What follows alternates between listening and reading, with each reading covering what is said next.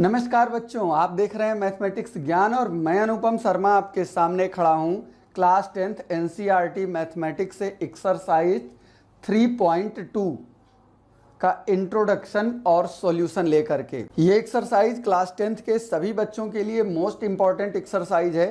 इस एक्सरसाइज से भी अक्सर 2 और 3 मार्क्स का एक क्वेश्चन बोर्ड एग्जाम में पूछ लिया जाता है। तो वैसे इजी एक्सरसाइज है, थोड़ा सा कोशिश करेंगे आप आसानी से इस सारी एक्सरसाइज की सारी चीज़ों को कर सकते हैं। बहुत ज़्यादा कॉम्प्लिकेटेड चीज़ें नहीं हैं, बस आपको ध्यान से वीडियो को देखते रहना है।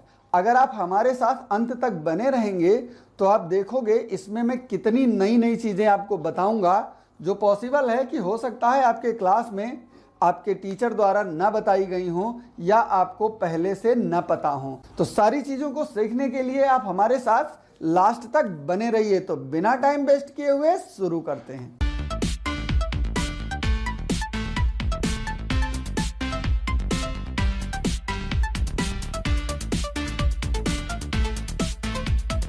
पिछली वीडियो में हम लोगों ने ये सीख लिया है कि हमें अगर कोई 2 वेरिएबल लीनियर इक्वेशन दिया हो तो उसका ग्राफ कैसे बनाया जाता है और उसको ज्योमेट्रिकली कैसे रिप्रेजेंट किया जाता है। इन दोनों कंडीशंस पर डिपेंडेंट थी हमारी एक्सरसाइज 3.1, जिसका इंट्रोडक्शन और सॉल्यूशन मैं पिछली वीडियो में दे चुका हूं। आपने पिछली वीडियो देखी है, अच्छी बात है। अगर नहीं देखी है तो ये आई वाला आइकन प्रेस करके आप पिछली वीडियो को जरूर देखें ताकि ये एक्सरसाइज, ये वीडियो आपको समझ में आए। वहां पर हम लोगों ने ये डिस्कशन किया था कि अगर मैं pair of 2 variable linear equation का ग्राफ बनाऊं, यानी उसका ग्राफिकल रिप्रेजेंटेशन करूं, तो मुझे रिजल्ट में क्या मिलता है, ग्राफ मुझे किस तरीके का मिलता है। तो मैंने आपको सिखाया था कि मुझे 3 तरीके का ग्राफ मिलता है, फर्स्ट, सेकेंड और थर्ड। मैं ग्राफ बनाता हूं। जब मैं 2 variable pair of linear equation का ग्राफ बनाता हूं तो सबसे पहला जो टाइप है वो इंटरसेक्ट कर दे, यानी एक दूसरे को दोनों ग्राफ हिंदी में बोलते हैं प्रतिच्छेदित कर दें। दूसरा कंडीशन मैंने आपको बताया कि ग्राफ की जब मैं एक लाइन बनाऊं तो दूसरी वाली लाइन इसी के ऊपर ओवरलैप कर जाए, लाइन पे कोइंसिडेंट हो जाए, या फिर कह लीजिए हिंदी में बोलते हैं इसको संपाती हो जाए। तीसरी कंडीशन होती है जब मैं 2 लाइन ड्रॉ करूं तो दोनों की दोनों लाइन एक दूसरे के पैरेलल हो जाएं, कहीं पर कट करे ही ना। तो पिछले वीडियो में हमने ये 3 कंडीशन जानी थी। ये जो हमारी कंडीशन है, यहाँ पे दोनों लाइन एक दूसरे को इंटरसेक्ट कर रही हैं, तो इसको मैं बोल सकता हूं इंटरसेक्टिंग लाइंस। इसकी बात करें तो ये मेरे पास ओवरलैपिंग है, यानी ये हमारे पास है कोइंसिडेंट लाइंस, और ये है पैरेलल लाइंस। यानी अगर मैं ग्राफिकल रिप्रेजेंट करता हूं, ग्राफिकल रिप्रेजेंटेशन करता हूं कोई भी 2 पेयर ऑफ लाइन को, तो मुझे ये 3 तरीके की लाइन मिलती हैं। एक, दोनों एक दूसरे को इंटरसेक्ट करें। दूसरा, दोनों एक दूसरे के ओवरलैप हो जाएं, यानी एक लाइन के ऊपर दूसरी लाइन आ जाए। और तीसरा, दोनों एक दूसरे के पैरेलल हो जाएं, कभी वो मिले ही ना। यहां पे जब ये लाइन इंटरसेक्ट करती हैं तो जिस पॉइंट पर इंटरसेक्ट करती हैं वो पॉइंट ऑफ इंटरसेक्शन उनका सॉल्यूशन होता है या उनका आंसर होता है। तो यहां पे सिंगल पॉइंट ऑफ इंटरसेक्शन है, तो इसलिए इसको बोला जाता है यूनिक सॉल्यूशन। हिंदी में इसको बोलते हैं अद्वितीय हल। लेकिन यहां पे देखिए, यहां पे दोनों लाइन एक दूसरे पर ओवरलैप है, यानी हर जगह टच कर रही हैं। तो अगर मैं ये पता करूं कि कितने पॉइंट ऑफ इंटरसेक्शन है, तो आप देखोगे कि इसमें गिने ही नहीं जा सकते, इनफाइनाइट पॉइंट ऑफ इंटरसेक्शन है। और यहां पे मैंने अभी आपको बताया कि किसी भी लाइन का सॉल्यूशन उसका पॉइंट ऑफ इंटरसेक्शन होता है। तो जब इनफाइनाइट पॉइंट ऑफ इंटरसेक्शन है तो सीधी सी बात है यहां पे इनफाइनाइट सॉल्यूशन होंगे, तो इनफाइनाइटली मैनी सॉल्यूशन। तीसरी कंडीशन हमारे पास है पैरेलल लाइन। अब पैरेलल लाइन जैसे ट्रेन की पटरियां कभी एक दूसरे से मिलेंगे ही नहीं और सॉल्यूशन तब तक नहीं निकलेगा जब तक दो लाइनें एक दूसरे को इंटरसेक्ट ना करें। तो जब कहीं पर मिल ही नहीं रही हैं तो ये कंडीशन मेरे पास हो जाती है नो सॉल्यूशन की, इसमें कोई आंसर होगा ही नहीं। दूसरी एक कंडीशन मैंने और पिछले वीडियो में डिस्कशन की थी कि अगर किसी लाइन का, किसी पेयर ऑफ लाइन का सॉल्यूशन निकल रहा है तो उसको बोलते क्या हैं। मैंने आपको डिफिनीशन भी लिखवाई थी। अगर किसी पेयर ऑफ लाइन से कोई सॉल्यूशन निकल रहा है तो उसको consistent pair of linear equation बोला जाता है। तो इसका मतलब हो गया इसमें सॉल्यूशन निकल रहा है, इसमें निकल रहा है और वहां पे सॉल्यूशन नहीं निकल रहा है, तो इस कंडीशन को हम बोलेंगे consistent pair of linear equation. ये भी कंसिस्टेंट है।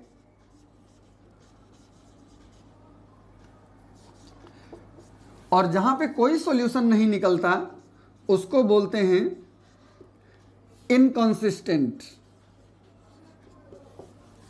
हिंदी में इसको बोलते हैं संगत हल, इसको भी संगत हल बोलते हैं और इसको असंगत बोलते हैं, यानी जिसका आंसर निकाला ही नहीं जा सकता है। तो ये तीन तरीके के ग्राफ हम लोगों ने पढ़ रखे हैं कि ऐसे पॉसिबल हैं। अगर दो लाइनें मैंने ली तो फिर इनके अलावा और कोई ग्राफिकल रिप्रेजेंटेशन नहीं हो सकता। तो पहले हम कुछ लाइन का ग्राफ बना करके चेक करते हैं, फिर उस पर और फर्दर डिस्कशन करेंगे कि उससे क्या मुझे मिलता है। ये आपके सामने स्क्रीन पे 3 क्वेश्चन मैंने लिख दिए हैं। तीनों में मैंने एक एक पेयर यानी कि दो दो इक्वेशन ले रखी हैं। अब मुझे इन पेयर का ग्राफिकल रिप्रेजेंटेशन करना है और देखना है कि ग्राफ कैसे बनते हैं। तो ग्राफिकल रिप्रेजेंटेशन के लिए ये मेरी इक्वेशन फर्स्ट है और ये मेरी इक्वेशन सेकंड है। मैंने आपको बताया था कि सबसे पहले इससे हम कम से कम 3 पॉइंट पता करते हैं। तो फ्रॉम इक्वेशन फर्स्ट, अब फर्स्ट इक्वेशन मेरे पास है x minus 2y is equal to 0। 3 point पता करने के लिए इसके आगे हम ऐसे एक बॉक्स बनाएंगे जिसमें मिनिमम 3 सॉल्यूशन रखेंगे, एक x के लिए और एक y के लिए। तो यहां पे अब मुझे बारी बारी से x पुट करना है और y निकाल लेना है, या y पुट करना है x निकाल लेना है।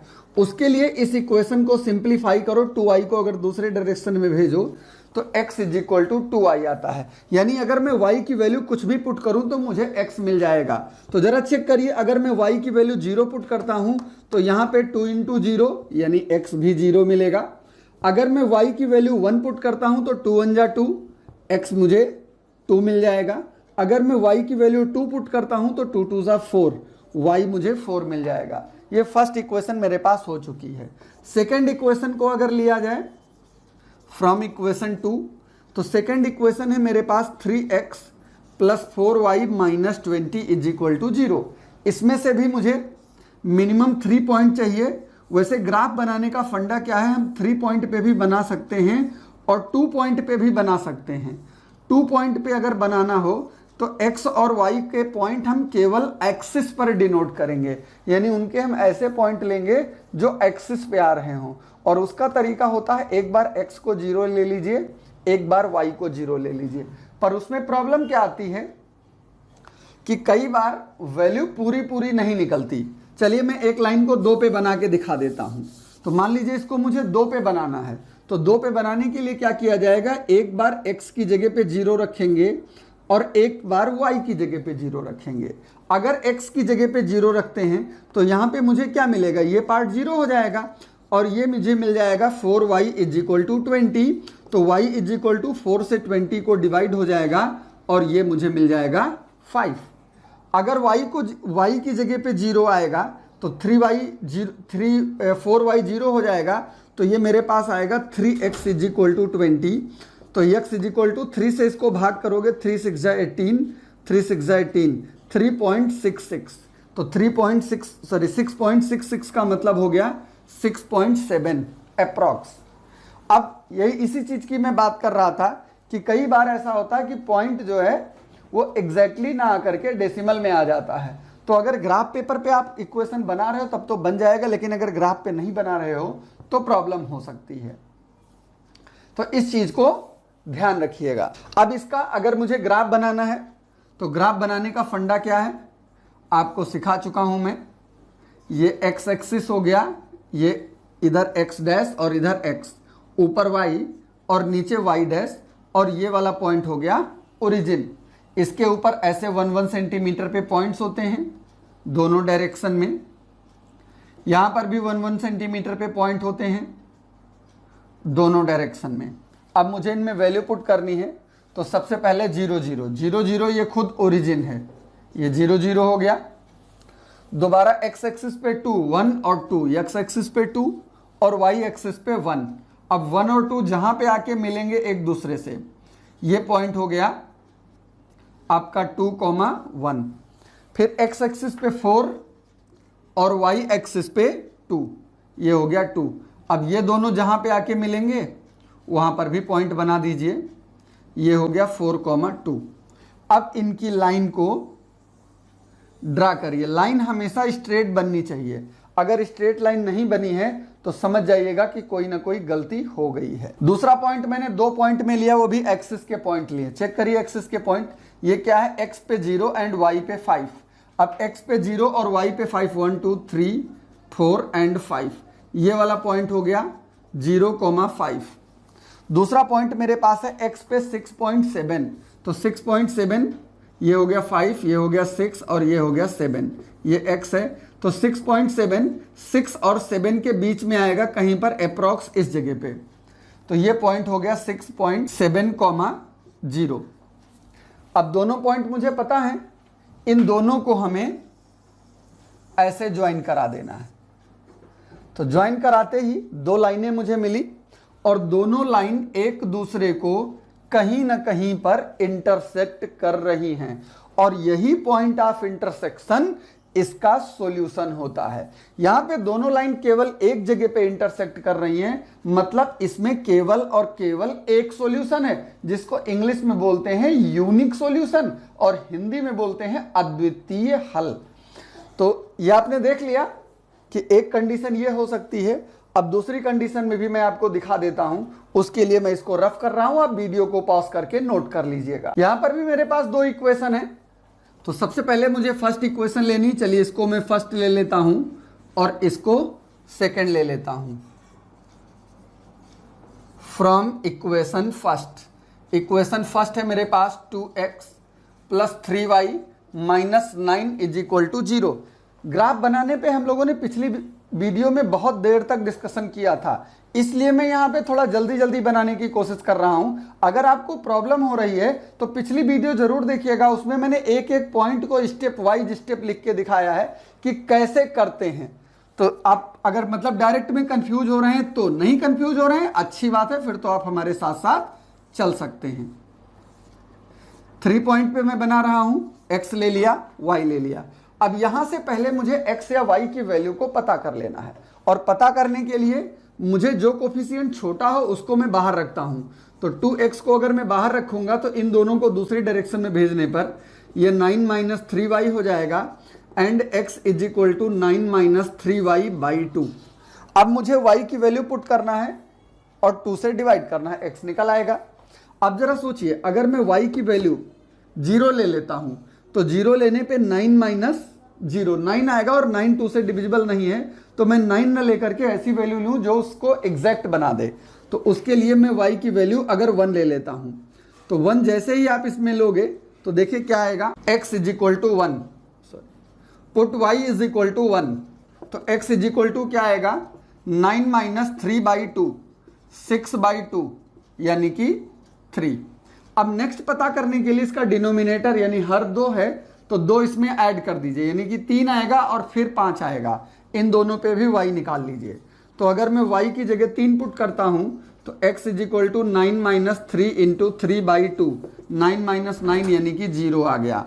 अगर मैं y is equal to 5 put करता हूं तो x is equal to 9 minus 3 into 5 by 2, तो 5 3 जा 15 माइनस 9 यानी कि माइनस 6 बाई 2 यानी कि माइनस का 3। ये मुझे फर्स्ट इक्वेशन का रिप्रेजेंटेशन पता चल गया। सेकेंड इक्वेशन पे आ जाइए, फ्रॉम इक्वेशन 2।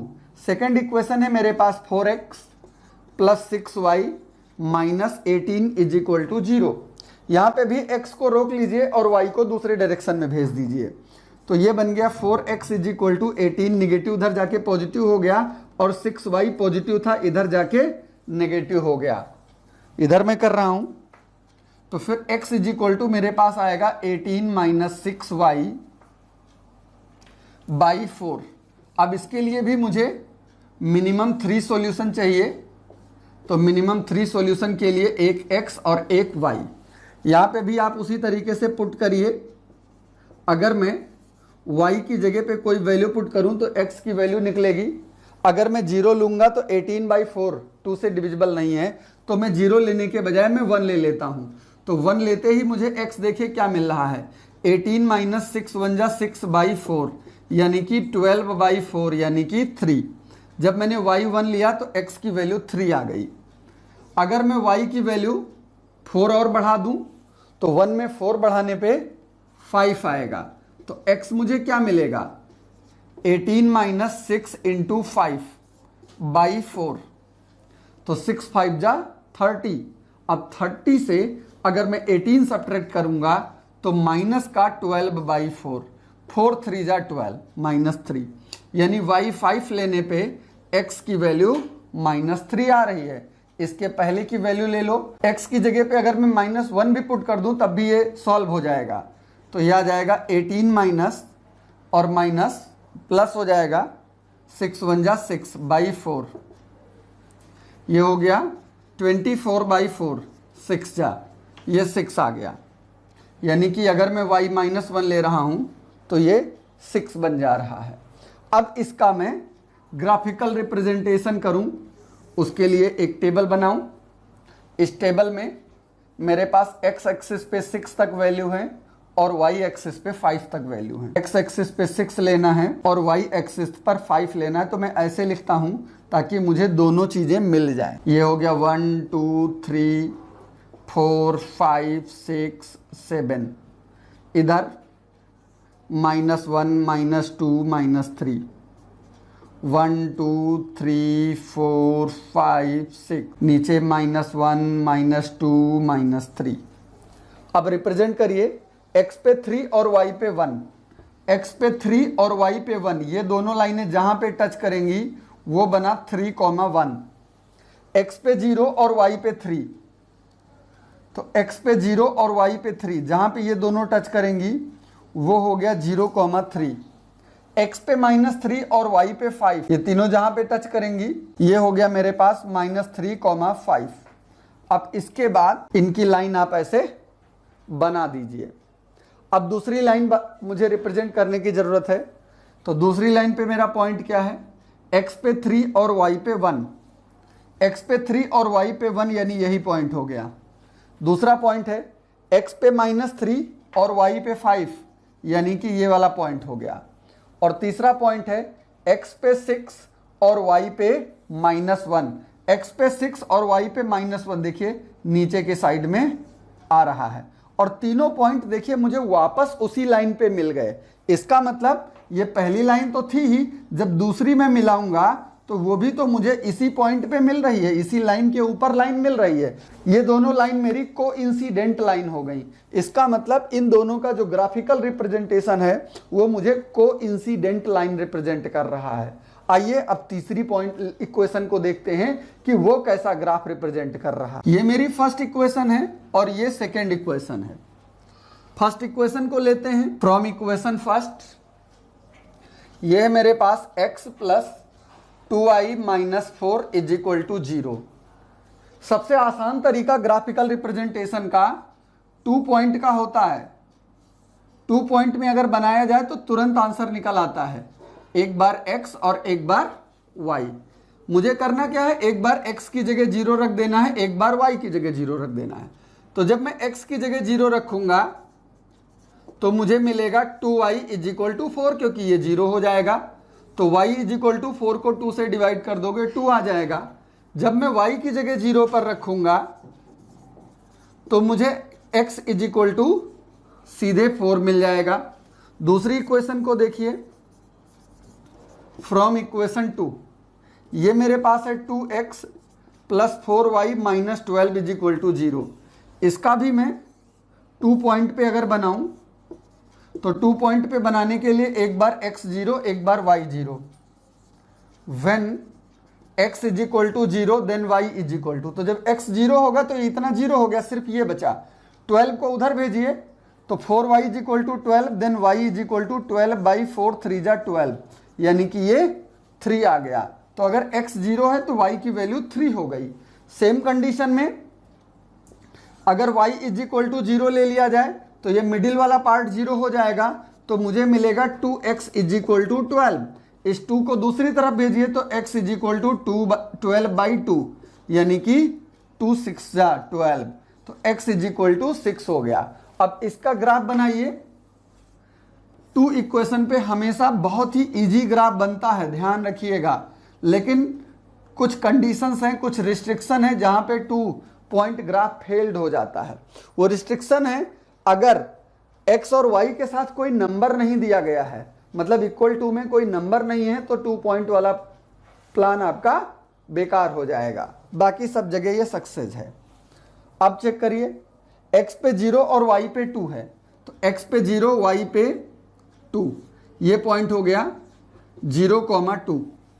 दूसरा पॉइंट है x पे 4, 1 2 3 एंड 4, ये हो गया 4,0, और इनको मिला दीजिए, एक लाइन आपकी बनके तैयार हो गई। दूसरी लाइन में x पे 0 और y पे 3 है, ये 3 यहां पे कहीं आएगा, ये पॉइंट हो गया x पे 0 एंड y पे 3। नेक्स्ट है x पे 0, x पे 6 एंड y पे 0, तो 4 था 5 एंड 6, ये 6 हो गया। नेक्स्ट पॉइंट ये हो गया 6,0। अब इनकी भी लाइन को मिला देते हैं, ये हमने लाइन मिला दिया। अब इन दोनों लाइनों को देखिए, आपको खुद ही दिखेगा कि ये दोनों लाइनें पैरेलल हो गई, यानी कि कहीं पर ये दोनों एक दूसरे को मिलने वाली नहीं है। तो इससे हमको क्या पता चलता है कि जब दो लाइनें एक जगह पे मिल जाती हैं तो उसका कोई सॉल्यूशन होता है। दो लाइनें कोइंसिडेंट हो जाती हैं, इनफाइनाइट सॉल्यूशन होता है। दो लाइनें कभी नहीं मिलती हैं तो पैरेलल होती यानी नो सॉल्यूशन होता है। अब यहाँ पे क्वेश्चन ये बनता है कि क्या मुझे हर बार ये पता करने के लिए कि कैसा सॉल्यूशन है मुझे इतना बड़ा लंबा काम करना पड़ेगा, यानी हर बार मुझे हर इक्वेशन का ग्राफ बनाना पड़ेगा? नहीं, ऐसा बिल्कुल नहीं है।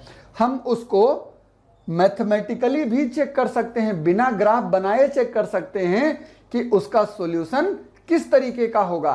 तो वापस आइए, मैं इन्हीं तीनों क्वेश्चन पर फिर से आता हूं एक बार। उन्हीं तीनों क्वेश्चन को जिनका अभी मैंने ग्राफ बनाया था उनको मैंने एक बार फिर से लिखा है, लेकिन अब की मैं ग्राफ नहीं बनाने वाला हूं। बिना ग्राफ बनाए आपको बताऊंगा, आपको सिखाऊंगा कि कैसे आप इक्वेशन को चेक कर सकते हो कि उसका सॉल्यूशन कैसा होने वाला है।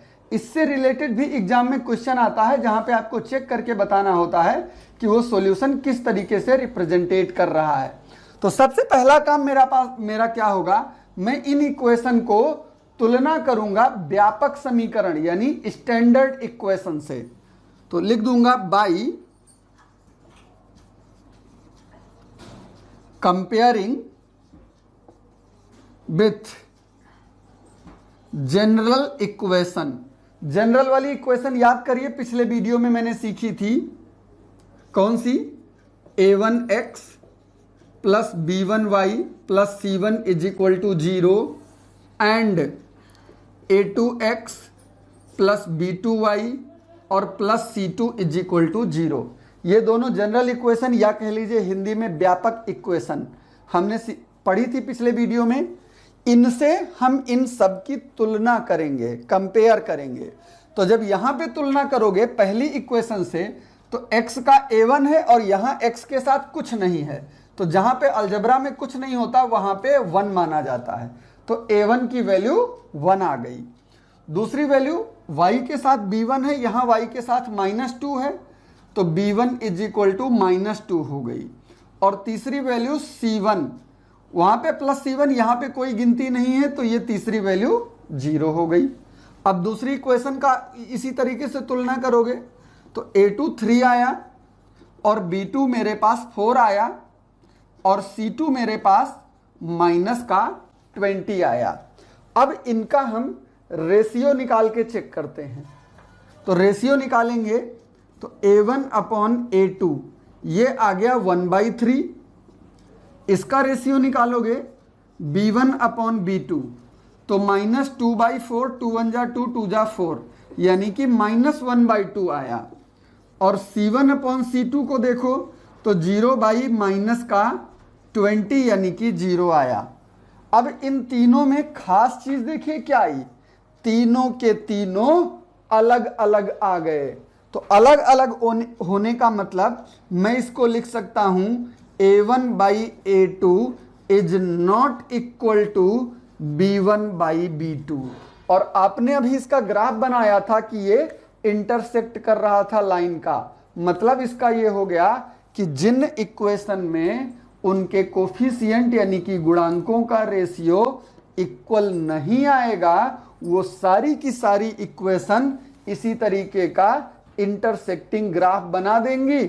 और सॉल्यूशन की कंडीशन में बोलें तो ये जो कंडीशन होती है ये बोली जाती है यूनिक सॉल्यूशन की, यानी कि अगर कभी A1/A2 और B1/B2 इक्वल ना आए तो वो यूनिक सॉल्यूशन होगा। अगर टाइप की बात करें तो ये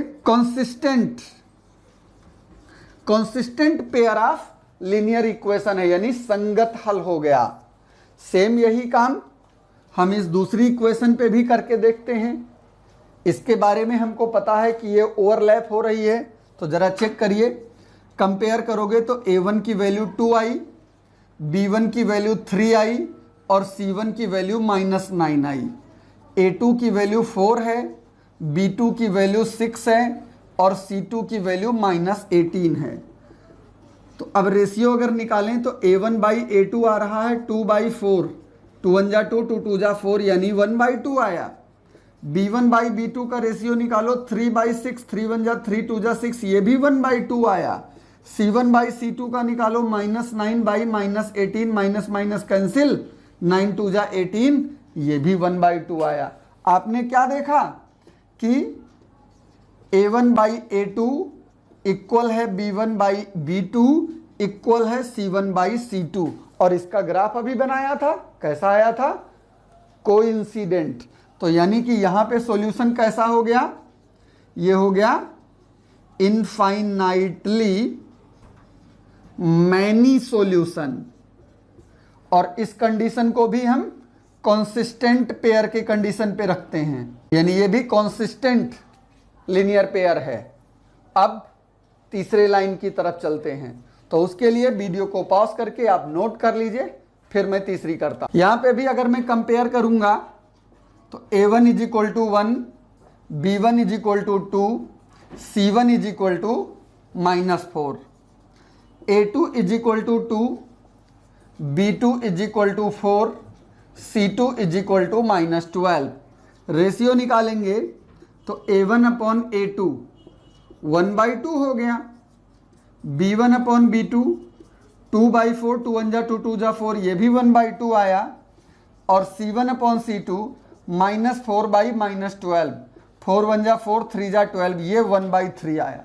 अब देखिए ये दोनों इक्वल हो गए और वो चेंज हो गया, मतलब A1/A2 इक्वल है B1/B2 और ये इक्वल नहीं है C1/C2 के। और इस कंडीशन में मैंने आपको सॉल्यूशन अभी क्या दिखाया था कि ये पैरेलल लाइन बना रहे थे, और पैरेलल लाइन का मतलब हो गया नो सॉल्यूशन। और नो सॉल्यूशन के पेयर को क्या बोला जाता है, इनकॉन्सिस्टेंट। ये बार बार मैं कॉन्सिस्टेंट और इनकॉन्सिस्टेंट को लिख के दिखा रहा हूं सिर्फ इसलिए क्योंकि इससे रिलेटेड क्वेश्चन एग्जाम में बनेगा जरूर, आपको ध्यान होना चाहिए, ठीक है। तो ये तीनों की कंडीशन मैंने आपको सिखा दी कि किस तरीके से आते हैं। तो अभी चूंकि अलग अलग लिखी थी, हो सकता है समझने में प्रॉब्लम हो, इसलिए मैं इनको एक साथ लिख देता हूं। तो यहां पे मुझे जो फर्स्ट कंडीशन मिली वो क्या मिली कि if A1/A2 is not equal to B1/B2, तो मुझे थर्ड निकालने की जरूरत नहीं है।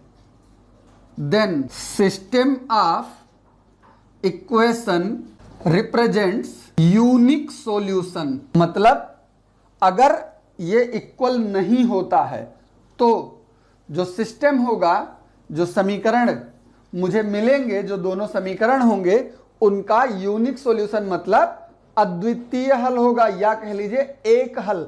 कई जगह पर एक हल या वन सॉल्यूशन लिख के आता है। दूसरी कंडीशन, इफ, ऐसा तो है नहीं कि हमेशा अनइक्वल रहेगा, इक्वल भी हो सकता है। तो अगर ये इक्वल है तो मुझे तीसरा देखना है। तो तीसरा हो सकता है कि इक्वल आए और हो सकता है कि इक्वल ना आए।